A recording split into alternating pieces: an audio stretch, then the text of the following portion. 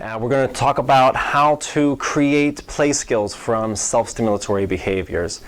Self-stimulatory behaviors can often get in the way of functional play that you're trying to teach your child, whether it be at play at home, by themselves, with you, with siblings or friends at school.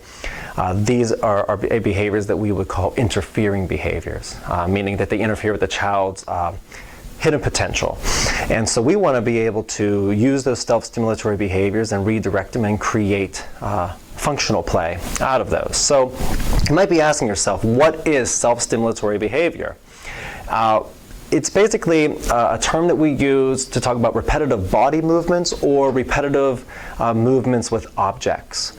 And the reason children do this is usually because they're nervous or they're excited or they're possibly are understimulated and they're trying to create some kind of arousal.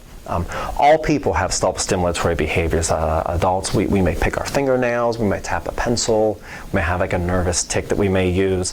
The difference is that we do these things in socially appropriate ways that other people don't notice.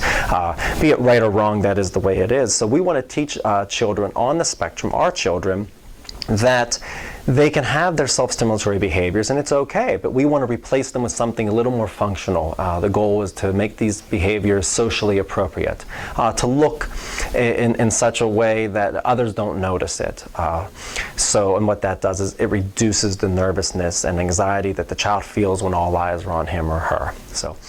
So you also might be asking yourself, what do self-stimulatory behaviors look like? Well, a lot of different ways. Go through your 5 senses. So they could be visual, where a child may stare at the lights.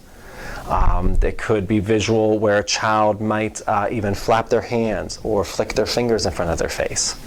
It could be auditory, where the child might be humming or tapping a pencil. It could be tactile, where the child might rock back and forth.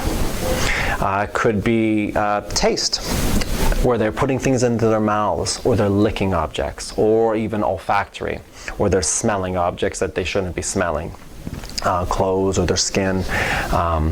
So those are the different ways that it looks like. Now, what types of self-stimulatory behaviors do we have? It's quite simple. There are 2. A child can be overstimulated or understimulated. Overstimulated, we need to reduce the stimulation in the child's environment because they're overexcited. And understimulated, we need to add self-stimulatory behavior the child does themselves to increase their arousal and engagement,